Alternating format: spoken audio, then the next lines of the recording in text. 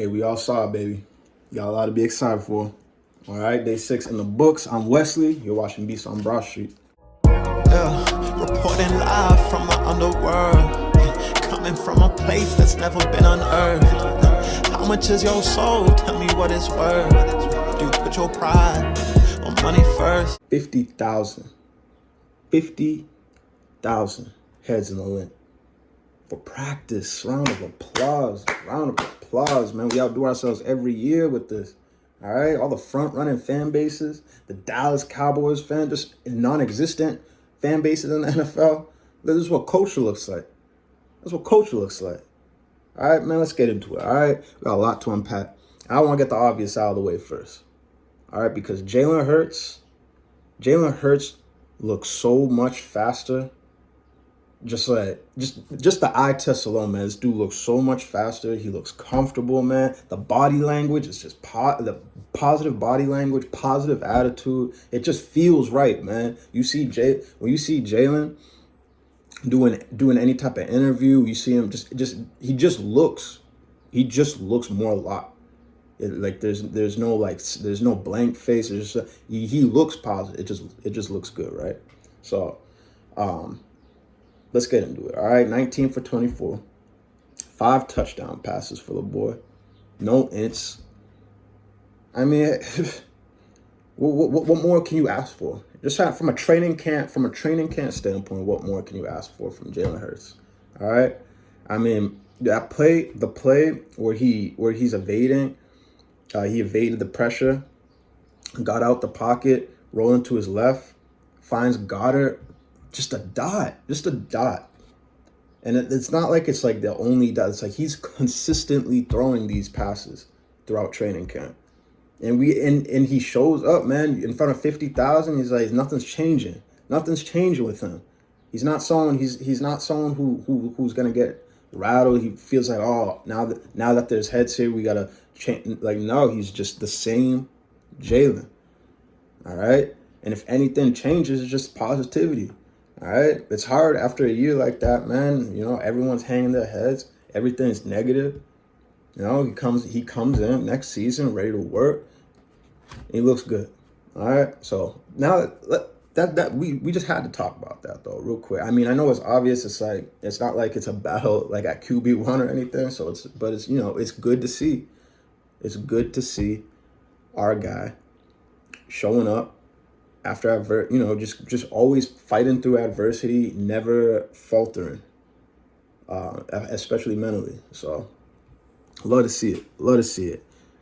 I just want to stay offense for right now, and I want to talk about Dallas Goedert, because Dallas Goedert, man, he was someone like coming into the season where I'm like, I mean, that's like just like the health alone. Just put the health aside, staying healthy aside. He's your. I mean, now that we have Barkley, like you were thinking about Goddard as like a third option, but now he's like, now you got Barkley, so it's like, okay, how do we fit this guy into the offense? How does he gonna fit into this offense? But after last night, man. Like, he was heavily involved. Like, he was heavily involved in the offense. And it just kind of goes to show, especially, and I'll get into a little bit more, but, like, just the pre-snap motion, it just shows, like, when you have weapons and you have someone who knows what to do with said weapons, it just shows how much the offense can open up. So you have A.J. Brown. From looking at it from a defense or just the opposition's perspective, right? You have to have your eyes on AJ Brown. You have to have your eyes on Definitely have to have your eyes on Devontae Smith. It's not coincidental that this man's the Slim Reaper, man. Right? He will get you, right? They got to focus on AJ. They got to focus on Devontae. And now you got to focus on Barkley? What? Coming out of the backfield? Are you serious? So when you're moving guys around, especially, all right, let's say, because, we've heard, like, who's going to be, are they going to move guys around in the slot? If they're going to move any of them in the slot, You know how hard that is for a defense to follow, like just to keep tabs on all these guys if they're moving around the field. So like this pre-snap motion, and you got anyone just moving, like that's a lot. That's a lot. It's overwhelming for defenses. Doesn't matter how good they are. Doesn't matter how good the defense is. That's overwhelming at every play to keep track of that. So I think Dallas Goedert, especially, just based off what we saw last night, I think Dude might actually really have like one of his, I don't want to say his best year yet, but like Dude might really like, he's gonna be like a forgotten man sometimes. And like, like he gets matched up with the line. That's a mismatch. He gets lined up with the linebacker. It's a mismatch. He gets matched up with the C. Like he when Dallas Goedert is healthy and he's involved in the offense, he does damage, man. Especially after the catch, he doesn't just go down. He's throwing stiff arms, which again you might credit that to why he is injury prone to begin with. But that's how he plays, man. Personally, I like that style of tight end. So I think this Kellen Moore might be the greatest thing to happen to Dallas Goedert. Honestly, throughout his whole NFL career, to keep it a buck. I mean, I can't wait. I cannot wait to see what this offense can do as long as the play calling is proper, man. And I'm loving what we're seeing from the pre-snap motion. And I think Goddard's going to be he's going to benefit from this offense so much more than years before. Now, this is what I want. I've been itching to talk about this, right? Because I made a video. What was it? I think it was the last video. I can't even remember, man. But I was saying how I feel, because he's been getting a lot of criticism thrown his way. So I made a video stating how I think how I'm comfortable with Kenneth Gainwell as a RB2. I don't feel like we need to reach out and go snag Miles Sanders. I don't think that's necessary, or just any running back. I think we got a good RB2. I don't think we need to really go to and reach for another running back. I actually really like our running back room, and especially for our younger guys. They got good they have good art Saquon to look up to learn from. And it's not like they can't learn from Kenneth Gainwell. It's not like, Kenneth Gainwell's a rookie himself. He's a younger guy, but I like our running back room, and I really like what Kenneth Gainwell can do. And I think last night, man, and I get it, because we're gonna get on to Kobe Dean. Don't you worry. I'm gonna get on to Dean, but let's just take that out of the equation and just look at it. Let's just look at it from the Gainwell perspective. Dude look good. Dude looks good. He looks really fast. He looks explosive. His cuts just look quicker. So I feel like he just might, he could just be more elusive. And like I said before, man, he can run hard. He's not just this elusive back. When he kicks it into that second gear, and he finishes runs strong, and that's one thing I really like about Kenneth Gainwell. And I think that's why they I just didn't like how he forced. I think he was getting force-fed carries last season, maybe even the season before. More so last season though. The season before, honestly, I think in the playoffs I thought he was doing great, but what is it? Yeah, I think they were force feeding him carries because of that reason. I think they know that he can finish runs strong. So when we would get in the red zone last season, they just throw in Kenneth Gainwell when they're not even really using Swift. So I think that's where this harsh criticism of Gainwell came from, because it's we're never running the ball enough. And we had DeAndre Swift, who was who needed to get his touches, because he showed what he could do when he does get the touches, especially behind that O-line. So it was frustrating when it was all right, this would be prime DeAndre Swift time, and they're just kind of forcing Gainwell into the mix. It's It's like, again, it's like they didn't know what they were doing. So I wasn't a fan of that either, but I'm not gonna sit here and act like Kenneth Gainwell can't be a formidable RB2. So last night showed not only is he a hard runner, not only can he make a guy miss off one cut, uh, but he can also be effective in the passing game. Like he can be an effective option out of the backfield. Um, like especially just in a check down situation. Like I like what he can bring, especially if like how if I imagine we're gonna really use Saquon like and really like give him a good bulk of of the carries. But I think that Gainwell can be that guy where it's like let's say just a series. Maybe Barkley just broke a huge one, and this is me trying to avoid the injury topic because I know everyone like we like to speculate how if Barkley's going to be healthy, but like just that aside, like let's say Barkley rips a long run, whether it's a touchdown or not. He risks one and and he's gassed. He needs to sit out for a play or two. You're telling me you're gonna be upset with Gainwell coming?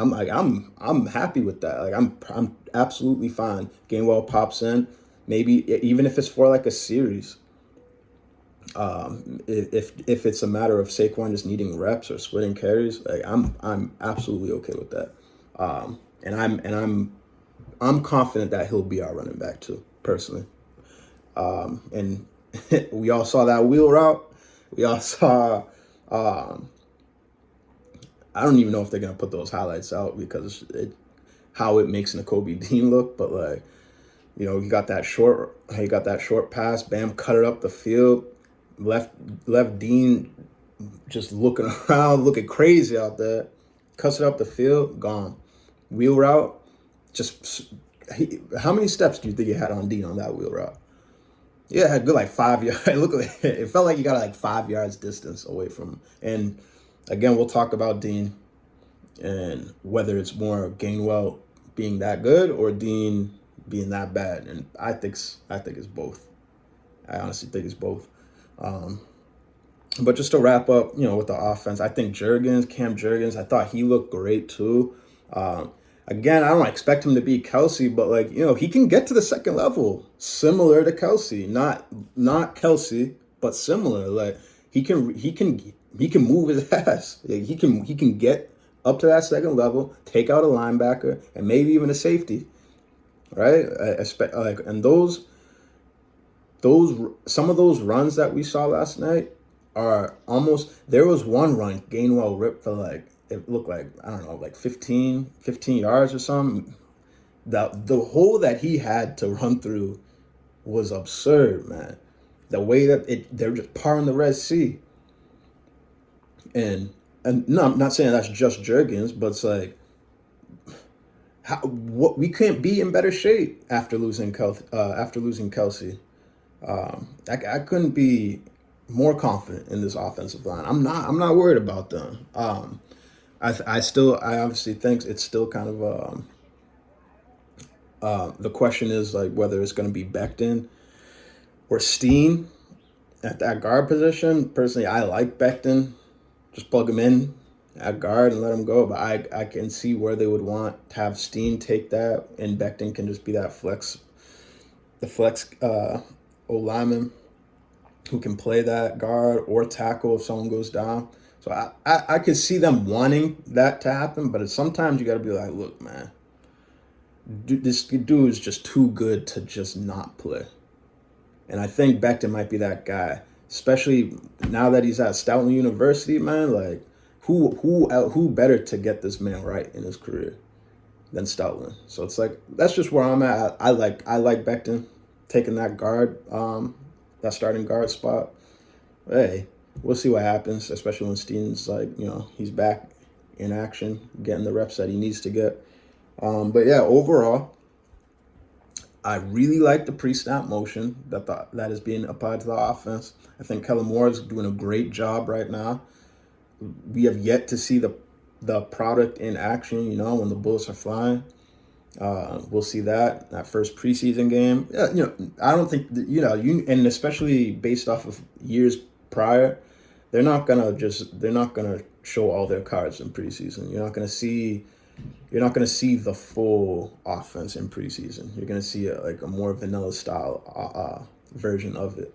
So yeah, we'll see in preseason, but at the same time, it's like it, you really don't know until that first week about um you don't know that till that first week what you'll get like an actual good sample size to like be like, okay, this is what it's gonna look like, this is what they're trying to do, and this is what you get to see the full potential of it. So excited for that, like everyone else is, but until then, we got to dissect these training camps. We got to dissect preseason games. So I like the offense right now. And again, that was never really the worry coming into the season for me, was the offense. I think they were going to be great anyways, as long as the play calling isn't what it was last season. So I like what we got here. But let's move on. Let's move on to the defense, where I'm more like, a little, not, I don't know if concern's the right word, but I'm more like defense is more of a question mark for me. D-line though, D-line looked great last night. The defense in general is like, that second team offense just was not moving the ball. They could not move the ball against them. And whether you want to credit that to just Kenny Pickett not playing well, or just that maybe the defense just had everyone locked. And it's a lot different going up against A.J. Brown and Devontae Smith, when it's Anaya Smith, John Ross, and Johnny Wilson. So that could also, that's probably more likely the reason why that second team offense wasn't moving. But D-line looked good. They look aggressive. They look strong as hell. All right, so that D-line, they're like Jordan Davis himself is gonna be like just overwhelming to deal with for any offensive line. But when you got a beast in Jalen Carter, and it's not like Jalen Carter might not be Jordan Davis's size, but he's throwing dudes close to Jordan Davis's size around. Like, he's moving guys out of, like, just clearing them out of the way, free pass to the quarterback. And we saw a lot of that at the beginning of the season last year, where he just discard and free pass to the quarterback. We saw a lot of that. And I think we're going to see even more this season. And it's crucial that he takes that step. Same with Jordan Davis, but not so much in the pass game. But if Jordan Davis just needs to take up blocks, clog the gaps, that's all I want to see. And obviously, conditioning wise, I want to see him on the field more, giving more. And I think conditioning not just for Jordan Davis, but just that whole defense in general. I think Carter's going to be a monster. We saw some flashes from Bryce Huff. I know we're all anxious to see if Bryce Huff's really going to be the long-term guy there, or if he's just not who we thought he was. I'm leaning more towards he'll be a good piece for this defense. I think he had a pass breakup when he dropped back in coverage. Again, I'm not a fan of that. Not a fan of our pass rushers dropping back in coverage, but I get that's part of this defensive scheme that Fangio's trying to bring. But I guess he had a pass breakup though. So, it's good to see that, he can still kind of make a difference there. He showed some flashes, getting around the, kind of bending that corner, getting around the edge. We'll see about Bryce Huff. I'm still kind of waiting for that big, that day that he's just having a day. But we might have to wait for that. Again, it's really hard to tell right now. It's really hard to tell. I think Josh Sweat. I want to see Josh Sweat really like lead this off. I'd like to see him lead the offense and lead the defense in sacks. I'd like to see Josh Sweat do that, whether it's him or Jalen Carter or Bryce Huff. You know, but I'd like to see Josh Sweat like just after that this past season. He like it'd be really nice to see him kind of just get like the, maybe whether it's like an 8 to 10 sack season. I'd like it'd be nice. It'd be nice to get out of him. That's all I'll say there. But yeah, defensive line look good. Linebackers. Linebackers. It's gonna be Bond. It's gonna be Bond and Devin White. And honestly, I think after what we got out of Dean yesterday, let me just get into Dean. Let's just get the Nakobe Dean stuff out of the way here. I mean, I said I was out on Dean, but I mean, after what I just saw, I'm like, if I could even be any more out on Dean, I am now, because that was pathetic. Hey, he's already undersized, first of all. I mean, generally speaking, like he's already like somewhat of an undersized linebacker. For him not to be able to cover, like he had Kenny Gainwell, man, and again, I'm higher on Kenneth Gainwell than most people are, but he was having Gainwell out there looking like it was like Westbrook, like he had Gainwell looking like a receiver out there. I mean, like how can you not like you're gonna get beat that bad by him? Like that looked awful, and especially in front of like 50,000 fans, man. It's like, come on, like that was the time. And if you were gonna see a good camp out of Dean, I mean, and don't get me wrong, like Dean towards the end, like he had a play. I can't even remember it because it just didn't matter to me. It really didn't matter to me at that point. But it's like Dean had like a play towards the end of the practice, but I'm like, bro, he's got. I think Trotter is gonna end up. Trotter might have a faster ticket to that starting spot. Might be coming faster than I thought after what I saw at Dean, man. That was like, at what point are you gonna be like, you're tired of hearing just like the criticism. Like you gotta come out when in public when everyone's there, man. That's your time to be like to kick it into like that second gear. Just like make some plays, bro. Make a tackle. Like you're gonna let Gainwell just leave you. And it's like he got burnt and this was like a big thing for me. All right, and I get it. It's not high school football.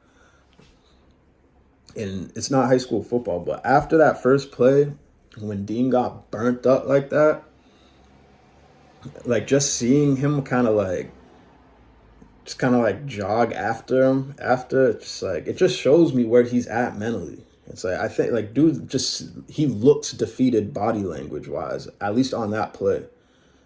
And it's like, all right, man, I've seen enough. I can't even imagine what the coaches are thinking about that, but.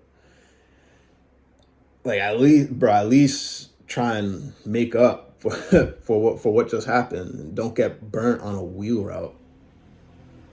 Yikes, man! I'm really frustrated because it's just like I really wanted him to be the guy, just like we all did, but I was really hoping Dean could be like, I don't know, a difference maker. He could be that linebacker that we can lock in for the next few years, but.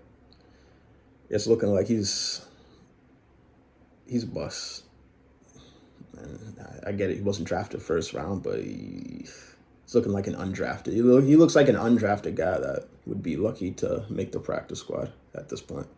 So yeah, I mean that's Dean right now. I'm good on Dean. Okay, I'm good on him. Give me Bond. All right, give me Zach Bond. Give me Devin White. Give me Trotter. At least I think Trotter even had a sack. You know, like give me them. All right, I'll take that. Oren Burks. Man, take Zach Cunningham back. Honestly, I take him. I take Morrow. Take Morrow back instead of Dean. But that's where I'm at with that. Let's get into these DBs. All right, CJ. You already know he's gonna be a problem. I love that we got him back. So don't even really have to talk. There really not much to talk about with him because it's like he's the guy, and he's gonna lead the rest of these, especially these younger DBs. Like he's going to lead, and we need that. We need someone who is not afraid to tackle.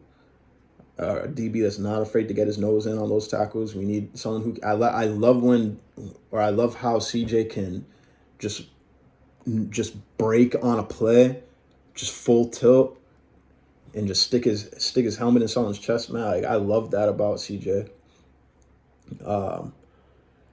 Let's talk about our boy Quinyon Mitchell. All right. There was one play I remember where he did get beat by, I think it was Paris Campbell. Paris Campbell or John Ross. Might have been John Ross, but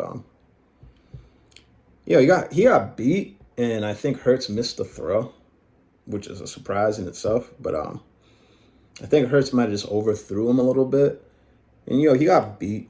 But it wasn't like what I've noticed about Mitchell is when he does get beat on a play, it's not like he's just getting like cooked. Like he's still in the play though. Like, and I get it. I'm not trying to like make excuses for him or anything like that, but he's like if him getting beat looks like that, that's a good sign from a DB, especially a young DB. Like he's always in the play, which is amazing. Just to even, it's a hard position to play as it is. So just to even be able to keep up with certain guys, especially at John Ross. John Ross beats you, it's usually like he's gonna beat you and also get another like 3-4 yards ahead of you. Like so to get beat by John Ross, you need and still just kind of like be in the play. I'm really high on Quinyon Mitchell right now. You hear great things about him matching up with AJ Brown, which is again another tough matchup. Like this, it just shows like the speed.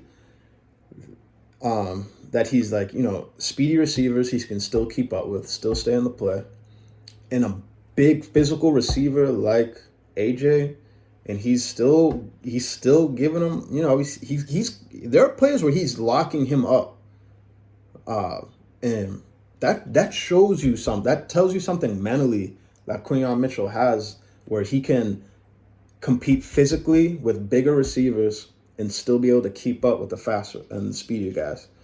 So, love what we're getting out of Ricks, and that might even be more of a reason for him.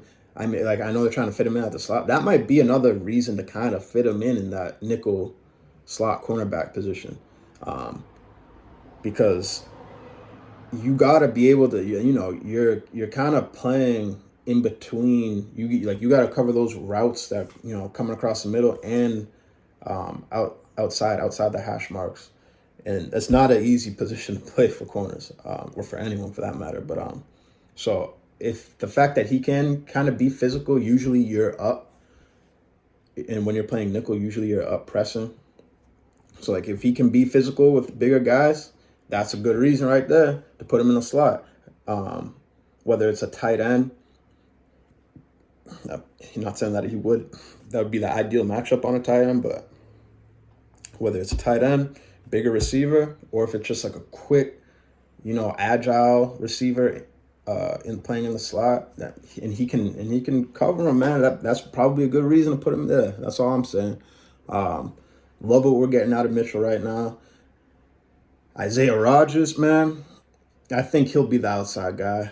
At least that's what it looks like right now. I'm not saying that's definitely where I feel he's gonna land, but I think he's definitely ahead of that battle. That outside corner, opposite of Slay. I think it'll be Rogers. I mean, he looks physical too, man. I just like how aggressive these DBs have looked. They've looked more aggressive. I get like we just got our first pick of camp last night. It was Eli Ricks. It was whatever ball. It was like any corner probably would pick that ball off, but Ricks got the first int of camp, and it was a ball by Pickett, who just did not have a good day. Not a great night, at least. Ricks looked good. I like what we're getting out of Ricks. Not as like he's not gonna start, but he'll be a guy where it's like kind of like a platoon corner where like maybe throw him in, get some snaps in the game. The regular season, maybe guy goes down. He might be someone you want to see fill in. Same with Keely Ringo. Keely Ringo, I think, has more of a chance to snag a starting position. I think he'll be the guy who's more called upon than Ricks. But Ricks is someone who I don't he'll be here, and especially since he's young. I like where he's at right now. I'll just say that. But yeah, Isaiah Rogers though. I like the aggression that he can bring from that position. It's good to have guys who it's good to have DBs who are not afraid to get their nose in the play. I just I don't know, obviously we're all traumatized from last season, but it's it's nice to see our DBs kind of I watched a play where I saw Rogers AJ Brown still caught it, which was amazing, but ball, I think it was across the middle to AJ Brown. Ricks is jumping over AJ Brown's back to try and break the play up. AJ Brown still caught it because he's like that, but it's good to see that Rogers is he's throwing his body into the play, doing all he can to break it up instead of just not be. You don't want to see him just kind of let him catch the ball, because once a bigger receiver like that, especially AJ Brown, who can get extra yards after the catch, you don't want to see him kind of just playing off, waiting for him to catch the ball, and then because guys are gonna break out of those tackles, especially an AJ Brown type of guy. But so it was nice trying to just see him I'm not waiting, I'm trying to break, I'm getting in on that play as fast as I can. And he just threw his body in there. And again, an incredible catch by AJ Brown, just to even have the hands to even lock that ball in and still catch the ball. But still love the play by Rogers on that. But yeah, man, I thought that was a great showing that we got last night. Can't wait. Today is just a walkthrough, so it's probably not going to be much to report on today, but or talk about. Tomorrow, I think they get back at it. I believe tomorrow, right? No. Sunday is when they get back. Sunday they get back to camp and have another live practice, and I think they go on a 4-day stretch. We'll go on a 4-day stretch up until that Ravens preseason game. So that's really, again, we're gonna hit that week running. So again, man, what more could you ask from this team out of camp? I mean, the only thing that is, I would say, is actually kind of bringing me down, which is not bringing me down, but the only thing is that Kobe Dean's down bad. Kobe Dean's down bad right now, and he's barbecue chicken, man. It is what it is. Gotta call spade.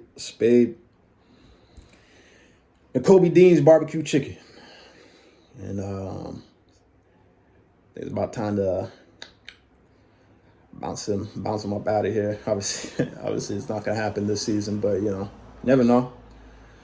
Either way, he ain't it. Moving on. I'm over it. I'm over the Dean stuff now. Gotta get past it. Gotta get by it. So, other than that, though, man, They look good.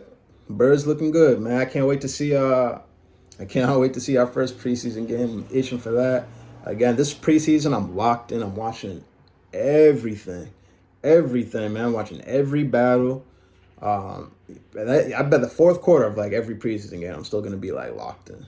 Cause this is probably the most entertaining camp we've had in a long time. So, I mean, it's entertaining in a sense where it's like we're getting the most out of certain guys, and it's competitive, and I like that. So we gotta wait till Sunday, and then we'll see what's going on there. Let's get them ready for this preseason game, and that's all I got for you today. All right.